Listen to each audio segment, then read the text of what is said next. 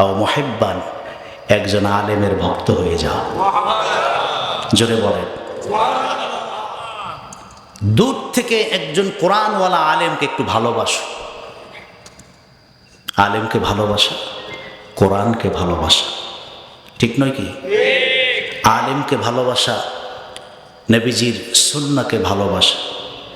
টুপিটা মাথায় দিয়েছি, এটিকে আমার টুপি? জোরে বলেন। আপনি তো বলবেন বক্তার টুপি খুব সুন্দর। না, এভাবে না ভেবে বক্তা যে টুপিটা পরেছে এটা নবীর সুন্নাহ পরেছে। সুবহানাল্লাহ বলবেন। আপনি তো বলবেন পাঞ্জাবিটা খুব সুন্দর দেখা যায়। না, এভাবে না দেখে বক্তা যে পাঞ্জাবিটা পরেছে এটা নবীর সুন্নাহ হিসাবে পড়েছে। সুবহানাল্লাহ বলেন। আর যে নেইমারের কাটিংয়ে চুল কাটে এটা কোন নবীর সুন্নাত? কতক্ষণ না সহজ হিসাব, হিসাব তো সহজ, সহজ বুঝলে সহজ। একজন আলেম যা বলে যা করে তা আলেমের না, তা নবীর সুন্নাহ, ঠিক কিনা বলে? এজন্য বলেছে দুনিয়াকে ভালো না বেশি একজন আলেমকে ভালোবাসো, কোরআনকে ভালোবাসা হবে, নবীকে ভালোবাসা হবে। বলেন না সুবহানাল্লাহ। নবীজি রেস্ট্রিকশন দিয়েছেন চারটি কথা। আলেম হও, না পারলে আলেমের ছাত্র হও, তা না পারলে আলেমের কথা শোনো, তাও যদি না পারো দূর থেকে একজন আলেমকে ভালোবাসো। এই চারের বাইরে যাওয়ার কোনো রোড নাই, রাস্তা নাই, চিন্তা নাই। ওয়ালা তাকুন খামিসান ফাতুহলিক। যদি এই চারটি নীতিকে ভঙ্গ করে পঞ্চম কোনো পথ তুমি অবলম্বন করো, আমি রাসূলুল্লাহ বললাম দুনিয়াতে আখেরাতে তো বটেই, দুনিয়াতেই তুমি পথভ্রষ্ট হবে, ধ্বংসের পথে চলে যাবে। আমরা তা দেখতে পাই, আমরা সে দৃশ্য দেখতে পাই। যে দেশের মুসলমান যুবক ছেলেরা 2টা 3টা 4টা পর্যন্ত জেগে খেলা দেখতে পারে, সেই ছেলেরা, সেই মুসলমানেরা তাহাজ্জুদ পড়তে পারে না। কতক্ষণ না, ঠিক নয় কি? যারা রাত 3টা বেজে ঘুম থেকে জেগে খেলা দেখতে পারে তারা তো 3টা বাজে ঘুম থেকে জেগে তাহাজ্জুদ পড়ার কথা। তাহলে বুঝা গেল ইমানের চেয়ে, কোরআনের চেয়ে, দ্বীনের চেয়ে, ইসলামের চেয়ে খেলার প্রতি, ইহুদিদের প্রতি, ভিন্ন আদর্শের প্রতি এদেশের মুসলমানদের আকৃষ্টতা বেশি, ঠিক কিনা বলেন? এজন্য আমি আফসোস করে বলি, যে ঈমান তোমাকে মসজিদে নিতে পারে না সেই ঈমান তোমাকে জান্নাতেও নিতে পারবে না। এটা কেমন ঈমান? যে ঈমান মসজিদে নিতে পারে না, যে ঈমান ওয়াজে আনতে পারে না, যে ঈমান তোমাদেরকে আলেমদেরকে মহব্বত করা শিখায় না, যে ঈমান কোরআনের মহব্বত শিখায় না, নবীর সুন্নতের মহব্বত শিখায় না, সেই ঈমান দুনিয়াতে চলতে পারে, আখেরাতে চলবে না।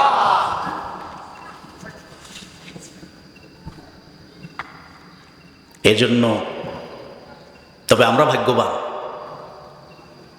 শত বাধাকে উপেক্ষা করে আজকের এই মুহূর্তের জন্য আল্লাহ ঈমানের পক্ষে কোরআনের মজলিসে কবুল করেছে। যে মহান মালিক আমাদেরকে এই সুযোগটুকু দিয়েছেন তার আলিশান দরবারে শুকর গুজার হচ্ছে। জবান খুলুন, আওয়াজকে বুলন্দ করুন, হৃদয়ের আবেগ, অনুভূতি, ভালোবাসাকে এক করে মালিকের গোলামীর পরিচয় দিয়ে একবার শুকর আদায় করে পড়ুন আলহামদুলিল্লাহ।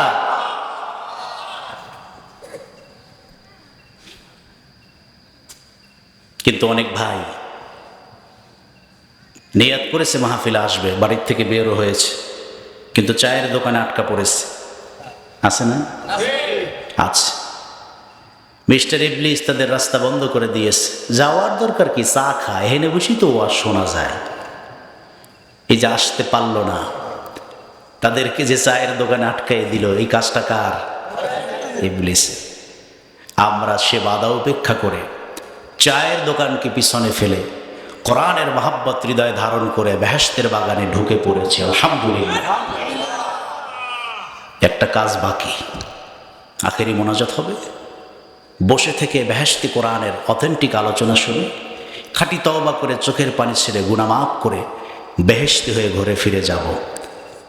মাঝখানে ভেজাল হলো ইবলিসের কুমন্ত্রণা। কতক্ষণ পরে কইবে, অনেক শুনছো তো, মাজা ব্যথা হয়েছে, চল একটা টান দিয়ে আসি। এরকম কিছু বুদ্ধি টুদ্ধি আসতে পারে না? না, এটা শয়তানের পক্ষ থেকে। আমরা তা জয় করতে চাই। শয়তানের নাপাক গালে একটা চর মেরে ইমানের পক্ষে, কোরআনের পক্ষে, নবীজির পক্ষে, তওবা আর ইস্তিগফারের পক্ষে আমরা আল্লাহ তাআলার কাছে ওয়াদাবদ্ধ হতে চাই। যত বাধা আসুক, যত দুনিয়ার শয়তানের পক্ষ থেকে খারাপ নিয়াত আসুক, আমরা তা জয় করে তওবা আর ইস্তিগফার, গুনাহ মাফ করে বেহেশতি হয়ে আখেরি মোনাজাতে হাত তুলে জান্নাতি হয়ে ঘরে ফিরে যেতে চাই। মুসলমান রাজি আছি না নাই? আল্লাহ যেন কবুল করেন। জোরে বলেন আমিন। হাত নামান। চা খাওয়ার সময় বেঁচে থাকলে জীবনে বহু আসবে, ঠিক কিনা বলেন? কিন্তু আর 1 বছর বাঁচার পরে যদি এই মাহফিল হয় তাহলে এখানে আসতে পারি। তাহলে এ মাঠের জন্য এটা আমাদের জীবনের শেষ মাহফিলও হতে পারে, ঠিক নয় কি? চায়ের দোকান ঠিক আছে, কালকে খেতে পারবেন। সুতরাং আজকের জন্য দুনিয়াবি সব চিন্তা বাদ দিয়ে কোরআনের ময়দানে বসি। আমাদের ঈমানকে মজবুত করে দিবেন কে? আমাদের ঈমানের নূর বাড়ায় দিবেন কে? কোরআনই একমাত্র কিতাব, যত শুনবেন তত ঈমান বাড়বে। সুবহানাল্লাহ বলবেন। পৃথিবীর কোনো এমন বক্তব্য নাই, কোনো এমন ধর্মীয় কিতাব নাই, কোনো ধর্মগ্রন্থের বক্তব্য এমন নাই যা শুনলে ঈমান বাড়ে। কোরআন একমাত্র কিতাব, যত শুনবেন তত ঈমান বাড়বে। সুবহানাল্লাহ বলেন। সে কথা আল্লাহ রাব্বুল আলামিন কোরআন কারিমে বলেন, ইন্নামাল মুমিনুনাল্লাযীনা ইযা যুকিরাল্লাহু ওয়াজিলাত কুলুবুহুম ওয়া ইযা তুলিয়াত আলাইহিম আয়াতুহু زادتهم إيمانا وعلى ربهم يتوكلون।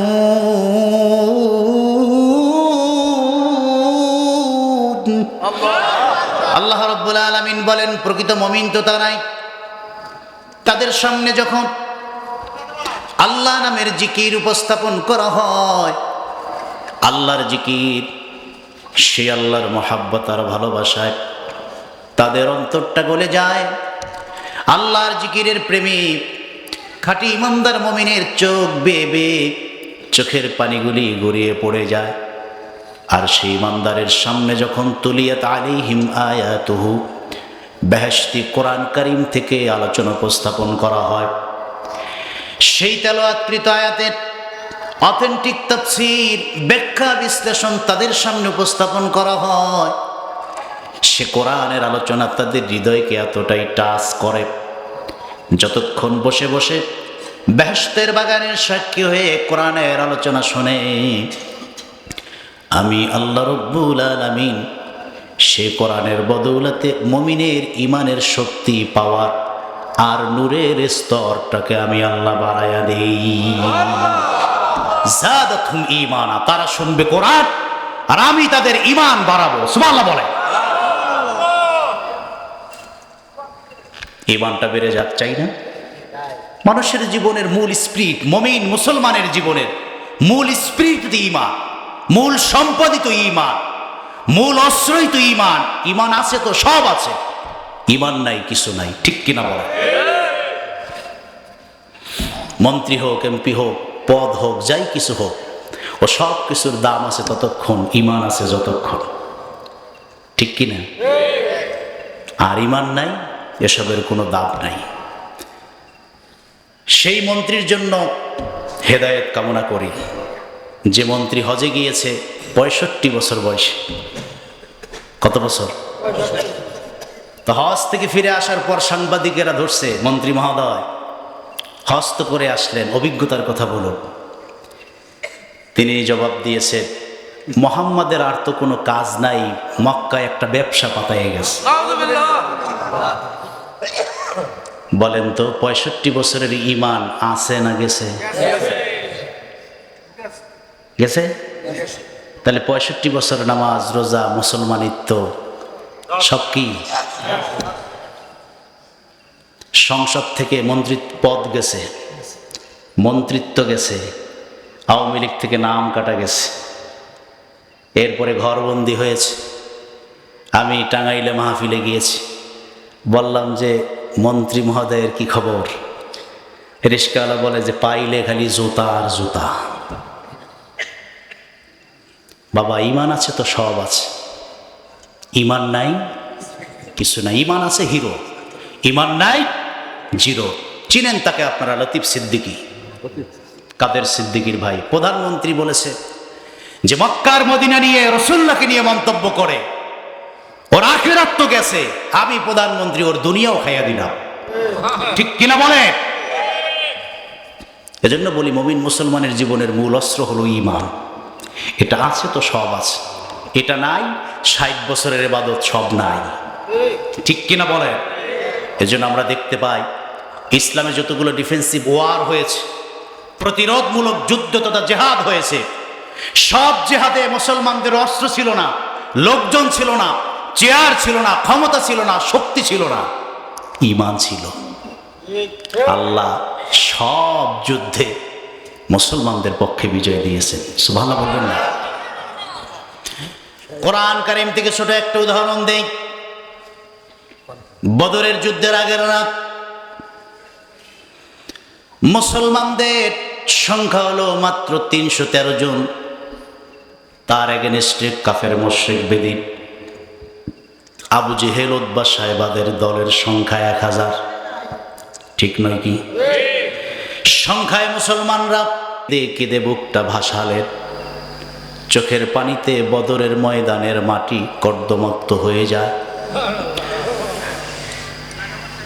লম্বা সিজদার পরে দুইটা হাত আল্লাহর আরশে আজিমের দিকে তুলে দিয়েছেন। সহিহ বুখারীতে এসেছে মাদ্দা ইয়াদা, দোয়ার আদব হলো হাত তুলে দোয়া করা। সুবহানাল্লাহ বলেন।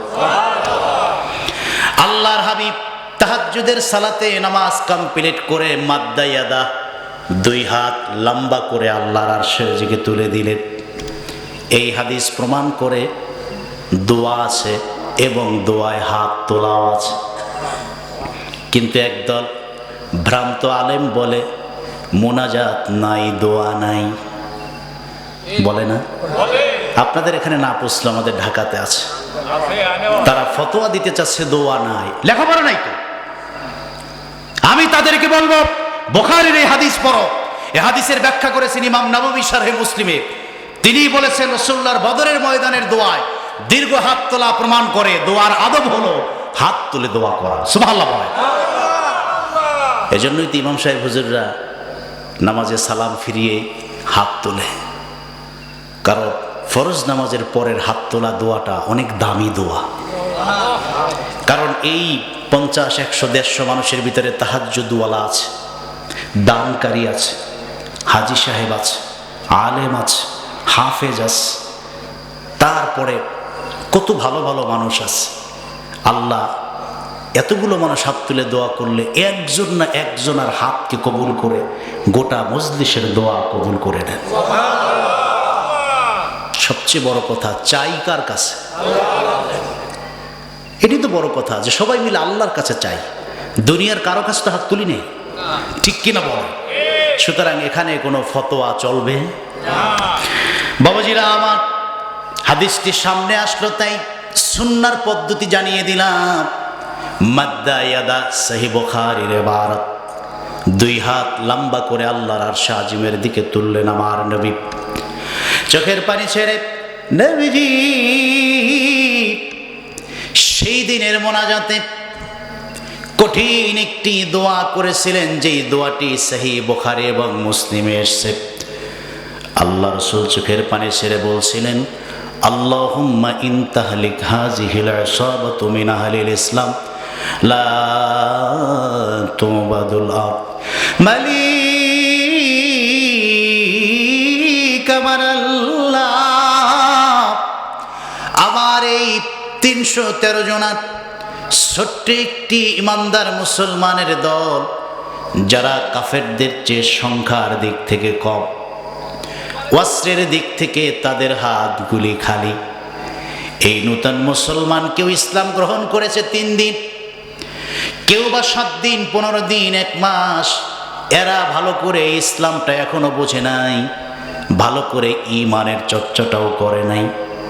কিন্তু জীবনের চাইতেও আমাকে বেশি ভালোবেসে আমি ডাক দিয়েছি ঘর ছেড়ে, স্ত্রী আর পুত্র, সন্তান আর সম্পদ সব কিছু ছেড়ে দিয়ে, জীবনের মায়ার কথা ভুলে গিয়ে রাহমাতুল লিল আলামিনের ডাকে সাড়া দিয়ে বদরের ময়দানে এরা হাজির হয়ে গেছে। মালিক আমার আল্লাহ আগামীকাল বেশি সংখ্যক কাফের মুশরিকদের সামনে, অস্ত্র শস্ত্রের সামনে এরা যখন যুদ্ধের ময়দানে জেহাদে লিপ্ত হয়ে যাবে, যদি আপনি এই সংখ্যায় কম হওয়ার কারণে, অস্ত্র না থাকার কারণে ছোট্ট মুসলমানের এই দলটাকে আপনি ধ্বংস করে দেন, তাহলে এই পৃথিবীতে আল্লাহ এবং রসুল বলার পক্ষে আর কোনো মানুষ থাকবে না। আপনি যদি এদেরকে ধ্বংস করে দেন, তাহলে হাজিহিল ইসাবাতু মিন আহলিল ইসলাম, এরা সংখ্যায় কম, অস্ত্র নাই, শক্তি নাই, কিন্তু মোকাবেলা করতে হবে কাউকে। আপনি যদি ধ্বংস করে দেন, আমি কাদেরকে নিয়ে ঈমানের কথা বলবো? রাহমাতুল লিল আলামিনের চোখের পানি মালিক আমার আল্লাহ কুদরতি দরবারে এমন ভাবে কবুল হয়েছে, সঙ্গে সঙ্গে আল্লাহ রব্বুল আলামিন জিবরাইল আমিনকে ডেকে বললেন, জিবরাইল, আমার নবীর নূরের কদমে হাজির হয়ে যাও, তাকে আশ্বস্ত করো, খুশির সংবাদ শোনাও, ভয় আর টেনশন থেকে মুক্ত থাকতে বলো। আমি আল্লাহ রব্বুল আলামিন ওয়াদা করলাম বিজয়টা দিনের শেষে ঈমানের পক্ষেই দিব। জিবরাইল আমিন কোরআন কারীমের আয়াত নিয়ে আসলেন, ওয়ালা তাহিনু ওয়ালা তাহজানু ওয়া আনতুমুল আ'লাউন ওয়া আনতুমুল আ'লাউনা ইন কুনতুম মুমিনিন।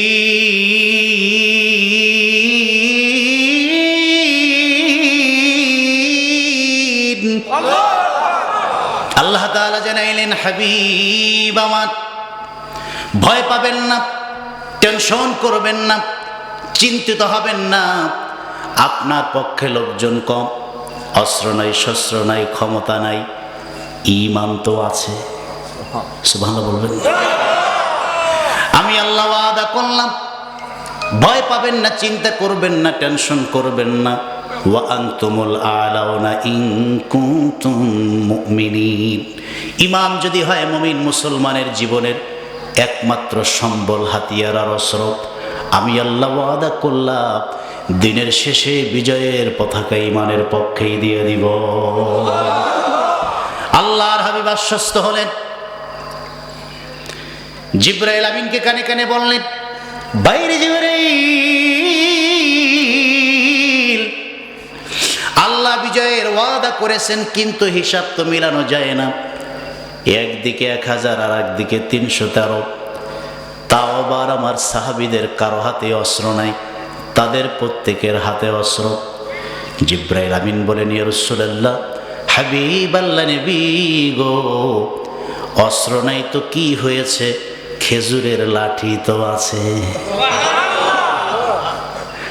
আল্লাহর হাবিব বললেন, অস্ত্রের সামনে খেজুরের লাঠি, কিসের সাথে কি? জিবরাইল আমিন বললেন, ইয়া রাসূলুল্লাহ, ইয়া হাবিব আল্লাহ, আপনি জানেন না আল্লাহ কত ভালোবাসেন আপনাকে। মুসা নবী যদি হাত দিয়ে লাঠি ধরলে মুজিজার সাপ হতে পারে, রাহমাতুল লিল আলামিন যদি নূরের হাত দিয়ে লাঠি স্পর্শ করে, আল্লাহ পাক শুধু অস্ত্র না, ডাবল অস্ত্রের শক্তি দিয়ে দিবে। যদি বলেন না সুবহানাল্লাহ। মুসা নবী লাঠি ধরলে যদি মুজিজার সাপ হয়, তাহলে নূর নবীর নূরের হাত যদি খেজুরের লাঠিতে স্পর্শ করে, সেটা স্পর্শ করলে অস্ত্র হতে পারে না। কথা বলে না তো? সেই আকাশচুম্বী মর্যাদার সম্মান আমার রাসূলের আছে না নাই? কারণ রাসূলুল্লাহ আমাদের মতো সাধারণ মানুষ না, ঠিক কিনা? একদল ভাই বলতে চায় ওয়াজের সুরে, নবী তো আমগো মতোই মানুষ। জোরে বলেন না। এই কথা যদি বক্তা সেজে বলে, ও ঈমান থাকবে? আমরা বলি নবীজি মানুষ, তবে আমাদের মতো সাধারণ মানুষ নয়। সুবহানাল্লাহ। জোরে বলেন আল্লাহু আকবার। আল্লাহর আরশে আজিমের যার পদধূলিতে আল্লাহর আরশ ধন্য হয়েছে, সুবহানাল্লাহ।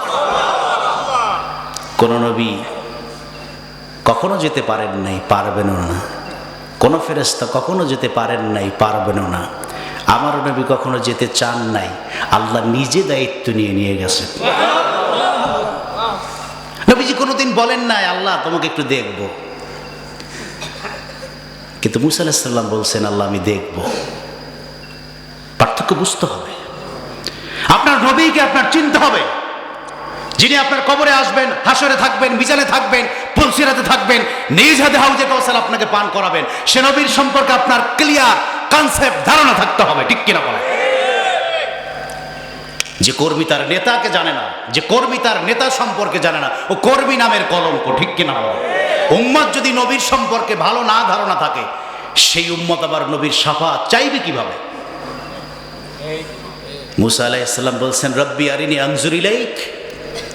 আল্লাহ 40 দিন তো কথা বললাম, মন তো ভরে না, এবার একটু দেখবো তোমাকে। সুবহানাল্লাহ বলেন। আল্লাহ কয় দাবি তো ঠিকই আছে, কথার পরের পর্বই তো দেখা, ঠিক না? ছেলে বিয়ে করাবেন, প্রথম 2 পরিবারে মুরব্বী পর্যায়ে কথা হয়, কথার পর্ব শেষ, এখন কতক্ষণ না, নিয়ম তো তাই, এবার একটু দেখি। মুসা আলাইহিস সালাম কয় যে আল্লাহ কথার পর্ব তো শেষ, মন তো মানে না, একটু দেখব। আল্লাহ পুরো গল্পটা কোরআনে তুলে দিয়েছেন। সুবহানাল্লাহ। কথা যা শুনবো তা কোরআন থেকে, না হয় সহি সুন্নাহ থেকে। গল্প বানানো যার কোনো ভিত্তি নেই তা আমরা বলবো না, তা আমরা শুনবো না, ঠিক কিনা বলেন? আল্লাহ বলেন মুসা দাবি তো ঠিকই আছে, কিন্তু লাম তারানি, দেখতে তো পারবা না। কয় যে কেন? কথা বলতে পারি, দেখতে পারবো না, মানি না, দেখবই দেখবো। আল্লাহ কয় তাহলে ফাইনালের আগে একটা টেস্ট হয়ে যাক। ফাইনাল আগে টেস্ট আছে না, প্রি টেস্ট, ওটা পাস করলে তারপরে কি ফাইনাল। প্রি টেস্টে আউট হয়ে গেলে পরের বছর, এই বছর আর হবে না, ঠিক নয় কি? তুমি যখন দেখবা বায়না ধরছো আমাকে দেখবাই, তাহলে আমি একটা টেস্ট করে নিই আগে, দেখার যোগ্যতা আদৌ আছে কিনা। আল্লাহ রাব্বুল আলামিন নবী মুসাকে 2টি শর্ত দিলেন। এক, আমাকে দেখার আগে আমার কুদরতি নূরের একটু বিন্দু পরিমাণ অংশ ওই যে পাহাড়ের উপরে আমি ছেড়ে দিব। নূরটা ছেড়ে দেওয়ার পর 1 নম্বর শর্ত হলো পাহাড়টি যেন নিজ জায়গায় স্বমহিমায় দাঁড়িয়ে থাকতে পারে। 2 নম্বর শর্ত হলো সেই নূর যখন পাহাড়ের উপরে আমি আল্লাহ ছেড়ে দেব, এ মুসা তুমিও দেখার পর সোজা হয়ে দাঁড়ায় থাকবা। এই 2টা শর্ত যদি পূরণ করতে পারো, আমি আল্লাহ রব্বুল আলামিন তোমাকে দেখা দিয়ে দিব। জোরে বলেন সুবহানাল্লাহ। থাকতে পারো, তাহলে বুঝবো যে তুমি আমাকে দেখতে পারবে। কিন্তু এই 2টা শর্ত যদি ভঙ্গ হয়, তাহলে আর দেখার সুযোগ। মুসা আলাইহিস সালাম বলে যে আল্লাহ এটা কোনো কথা, আমি প্রস্তুত, আপনি নূর ছাড়ো। কোরআন কারীম আল্লাহ রাব্বুল আলামিন বলেন ফালাম্মা তাজাল্লা রাব্বুহু লিল জাবালি সুম্মা জাআলাহু দাক্কাআন ওয়া খাররা মূসা সাইকা। বলেন আল্লাহু আকবার। আল্লাহ রাব্বুল আলামিন পাহাড়ের উপরে নূরের কুদরতি নূরের একটু অংশ ছেড়ে দিলেন, যেই না মাত্র সেই নূর পাহাড়কে টাচ করলো। জালাহু দাক্কাআন, 1 সেকেন্ডের কম সময় পাহাড়টা ধুলি হয়ে বালু হয়ে তুলার মতো বাতাসের সঙ্গে উড়ে গিয়ে পাহাড়টা মুহূর্তের ভিতরে নিচ্ছিন্ন হয়ে যায়। আর ওই দৃশ্য যখন কালিমুল্লাহ হযরত মূসা আলাইহিস সালাম দেখলেন, খররা মূসা সায়কা, শর্ত ছিল দেখার পর দাঁড়ায় থাকতে হবে। কিন্তু মূসা আলাইহিস সালাম আল্লাহর নূরের তাজাল্লি সহ্য করতে না পেরে বেহুশ হয়ে জমিনের ভিতরে পড়ে যায়। পাহাড়ের সঙ্গে তার ধ্বংস হয়ে যাওয়ার কথা, কিন্তু আল্লাহ পাক তার কালবে তাওরাত দিবেন, নবী বানাবেন, এই জন্য আল্লাহ তাকে বাঁচায় রাখলেন। এবার বলেন যে দুইটা শর্ত ছিল, সেই শর্ত কি রক্ষা হয়েছে? পাহাড়ও শেষ, মূসা নবী দাঁড়ানো থেকে পড়ে জমিনে বেহুশ হয়ে পড়ে গেলেন। আল্লাহ রাব্বুল আলামিন কিছুক্ষণ পর হুশ ফিরিয়ে দেওয়ার পর বললেন, রে মূসা, দুইটি শর্ত ছিল, এক, পাহাড় জায়গায় দাঁড়ায় থাকতে হবে, 2 নাম্বার হলো তুমিও দেখার পর সোজা হয়ে দাঁড়ায় থাকবা, পাহাড়ও তো নাই, তুমিও তো নাই। তোমার বক্তব্য শুনতে চাই। আল্লাহর নবী মূসা বললেন, ক্বালা সুবহানাকা তুবতু ইলাইকাল আনা ওয়া আনা আউয়ালুল মুমিনিন। মালিক আমার আল্লাহ, তোমার নূরের এত পাওয়ার, এত শক্তি আমি যদি আগে জানতাম কখনো দেখবার ইচ্ছা করতাম না। সুবহানাক, আয় আল্লাহ, আমি তোমার কাছে পুত পবিত্রতার কসম করে বলছি, আমি যে দেখতে চেয়েছি তা যে ঠিক হয়নি, সেই জন্য তোমার পবিত্রতা বর্ণনা করেছি। আর দেখতে চাওয়া যে ঠিক হয় না, এই জন্য তুবতু ইলাইক, তোমার কাছে খাঁটি তওবা করতেছি। আর যতটুকু দেখেছি তাতে আমি পূর্ণ ইমানদারের নূর লাভ করেছি। দেখতে চাওয়া এটা যে ঠিক হয় না, এই জন্য আল্লাহর কাছে তওবা করেছে। এবার আসুন আমার মায়ার নবীর শান আর মান। বাইতুল্লাহর চত্বরে ঘুমিয়ে আছেন মালিক আমার আল্লাহ। জিব্রাইল আমিনকে ডেকে বলেন, জিব্রাইল, মক্কাল মুকাররমার বাইতুল্লাহ চত্বরে হাজির হয়ে যাও। আদম থেকে ঈসা, তার ভিতরে মূসা কালিমুল্লাহ দেখতে চেয়ে ব্যর্থ হয়েছে। আমি আল্লাহর দিদার চেয়ে সে ব্যর্থ হয়ে আমার কাছে তওবা করেছে। কিন্তু আমার আখিরি নবী, তার এই জিন্দেগিতে এক মুহূর্তের জন্য সে আমাকে দেখতে চায় না। কিন্তু জিবরাইল, আমি তার প্রেমে এতটাই পাগল, পৃথিবীর সব সিস্টেমকে আমি অফ করে দিয়েছি। সূর্যকে বলেছে দাঁড়িয়ে যাও, চন্দ্রকে বলেছি গতি থামিয়ে দাও, পৃথিবী থেকে আরশে আজিম পর্যন্ত লাল গালিচার বিছানা বিছিয়েছি, নবীদেরকে বাইতুল মুকাদ্দাসে হাজির করে রেখেছি। আর ফেরেশতাদের দল দুই পাশে, সপ্ত আসমানের দুই পাশে দাঁড় করিয়ে রেখেছি। যাও যাও, আমার পক্ষ থেকে সালাম দিয়ে আমার মায়ার নবীকে আমার বাড়িতে নিয়ে আসো। নবী আবার ঘুমায়। হাদিস সহিহ বুখারীতে জিব্রাইল আমিন রাসূলুল্লাহর নূরের কদমে হাজির হলে আল্লাহর হাবিব ঘুমান। জিব্রাইল টেনশনে পড়ে গেলেন, জগতের শ্রেষ্ঠ নবীর ঘুম ভাঙানোর সাহস জিব্রাইলের নাই। ইমামে বারজানজি লেখেন, জিব্রাইল আমিন বলেন, আল্লাহ, কেমন করে প্রিয় নবীর বেহেশতি ঘুমটা আমি ভাঙাই? আল্লাহ রব্বুল আলামিন বললেন, রে জিব্রাইল, তোমার দুই ঠোঁট রাহমাতুল লিল আলামিনের কদমে লাগায়া দাও, তোমার ঠোঁটের স্পর্শে আমি আল্লাহ রব্বুল আলামিন নবীর ঘুমটা ভাঙাইয়া দিব। নূরের ফেরেশতা জিবরাইল আমিন নূরের ঠোঁট রাসূলুল্লাহর কদমে স্পর্শ করার সঙ্গে সঙ্গে ঘুম ভেঙে যায়। রাসূলুল্লাহকে ঘুম থেকে জাগালেন। এরপরে বেহেশত থেকে আনা ওই যে জান্নাতি আর বেহেশতি পানি দিয়ে রাসূলুল্লাহকে গোসল করাবেন, তার কলিজাটাকে বের করে জান্নাতি পানি দিয়ে ধুবেন। হাদিসে এসছে, শাক্কা কালবি শাক্কা সাদরি ওয়া খরাজা কালবি, জিব্রাইল আমার বুকটাকে ছিঁড়ে দুই ভাগ করে ফেললো। আর টান দিয়ে কলবটা বের করে একটা স্বর্ণের জান্নাতি পাত্রে রাখলো। এরপরে বেহেশতি হাউজে কাউসারের পানি দিয়ে কলবটা ধুয়ে আমার এই দেহের ভিতরে দিল।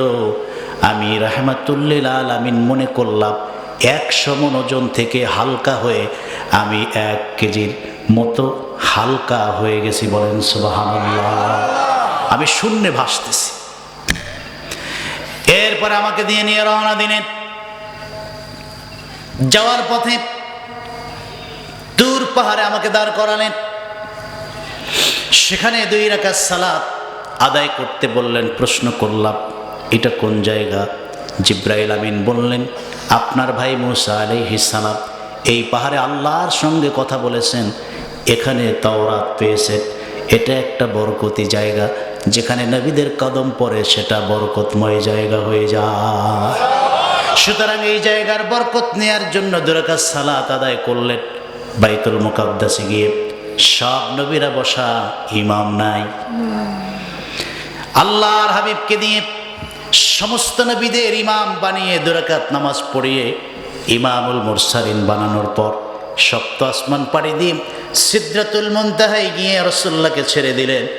এরপর আল্লাহর হাবিব প্রেমের সাগরে ডুবে ডুবে একা একা আল্লাহর আরশে আজিমে হাজির হলে